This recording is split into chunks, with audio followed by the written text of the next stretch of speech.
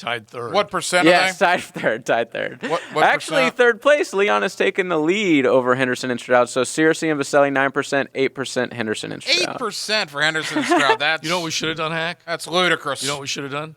We should have taken Jimmy and Keenan out of it. We Yeah. should have said, other than Thunder and Lightning, where would you go? And you know what? It still would have been Fred and MJD, Still would have been the same thing. And look, I am legitimately surprised that not that Keenan and Jimmy are leading the poll question, but that so little love is given to Henderson and Stroud, because to me, when you think of duos, tag teams, if you will, kind of like Josie and Hacker, when you say one, you think of the other. And when I say Stroud, I think of Henderson. When I say Henderson, I think of Stroud. For me, when I say Josie, I think of TLD. I think of TLD. I was going to say, Just for me.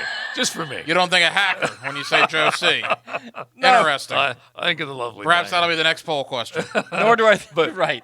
Nor when I say Hacker do I think of Joe C. No, But just we don't. should have taken them out. We should have stripped them out just to see. But it would have still gone to the skill position. Still would have gone Freddie T. No Moore. love for the linemen, And- the big uglies up front. And that's the one that I least think of as a pair, Freddie T and MJD. That just happened. Brought to you by Florida Home AC. So Lane Kiffin announced today that DeAndre Francois will not play at FAU this year. And that had been bouncing around here for a little bit. I talked to a couple of guys that have ties down there, and it started out where he was just checking it out. Then it started out that he was going to be part of it. Then another story comes that he may not be part of it. And so now I guess they're completely wiping away the possibility of it. That's been a strange existence for DeAndre Francois in the last 12 months. If you're Kiffin, you just can't afford to do that. And he can take just about anybody. When you're at Conference USA school, you can take just about Something's anybody. up. But you can't take him. And I know he's been looking at Alabama State as well.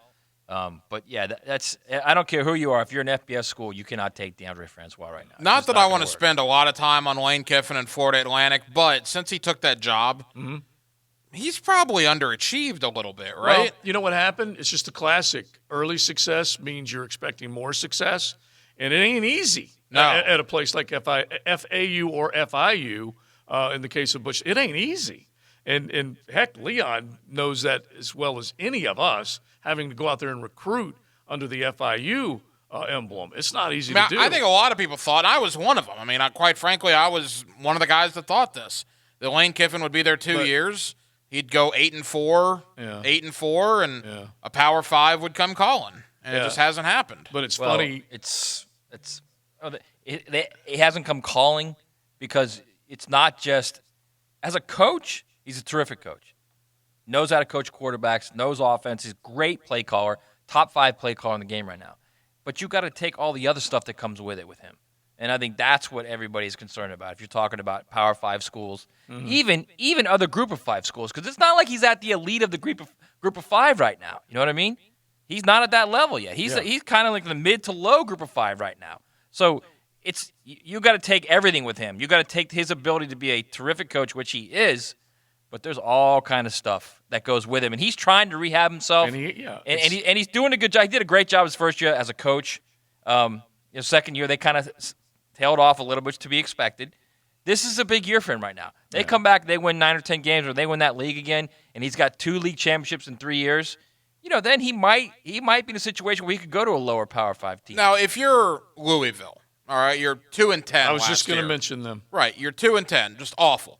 You hire the guy from App State. I'm sure inside the business, that's a great hire. He's a great coach. Great coach. Yeah, I don't doubt it. But Lane Kiffin, that's a shock value hire. That gets people's attention. Okay, now I was thinking about just saying Louisville, right as Matt was talking.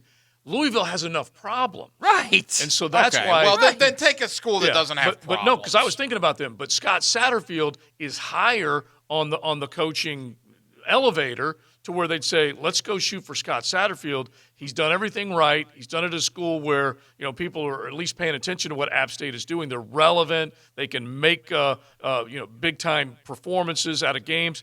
Let's bring him in. Let's get back to following the rules, and let's go with that guy. Whereas Lane Kiffin, he still has, you have to buy risk insurance. You'd have to buy risk insurance. Kiffin is the immediacy. It's the immediacy of, oh, we got Lane Kiffin. Whoa, he's going to recruit great. Oh, we're going to win 9 games the first year. And then year 2 rolls around.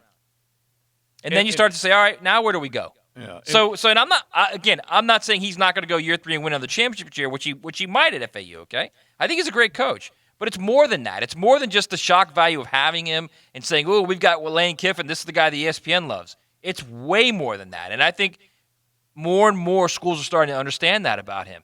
And I think I've been saying this all along. Everybody deserves a second chance. I think he got kind of got run out at USC when he probably shouldn't have. There was a lot of bad things going on. All right, but he got dealt the dirty, okay, on the airport there. He definitely did, all right? There's no doubt about that. Plus, they put him there at USC when they were dealing with 30 scholarship losses over 3 years. Mm-hmm. So he kind of got dealt the dirty a little bit there. But I will tell you this, it's more, and I understand the way you're looking at it, Hack. If you're Louisville, why wouldn't you take a guy like Kiffin? He's going to be a guy that will re-energize the fan base, blah, blah, blah.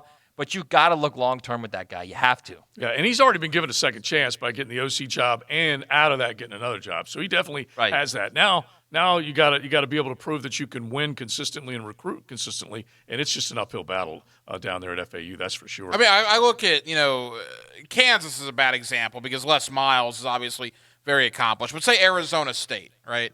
They brought in Herm Edwards, who's 62 years old, never was a head coach in college in his life. Yeah.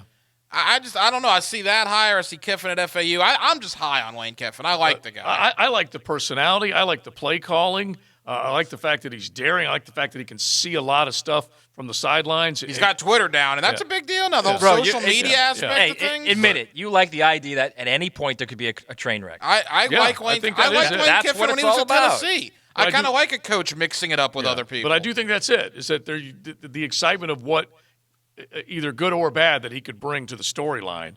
Herm Edwards is cut from that perfect cloth. So he goes in there, even though he hadn't done – and it was a risk. I totally believe it was a risk. It's a weird hire. It's still a weird hire. Yeah, but at the very least, he can coach. Then he's got to get his guys to say, okay, show me how to recruit. Show me how to work this map of Southwest U.S. and Arizona and all that stuff and find out whether they can do it. All right, got to get back to the Jags as far as the training camp battles are concerned. There's some key ones that we need to get into before the day is done on XL Primetime. Buckle up. You're in the First Coast Honda Dealer Studios with XL Primetime on 1010XL. Find your new Honda at your 8 local Honda dealers. Because at the end of your workday, you just might need a lift. Let's go home. Let the Franchi Show drive you home.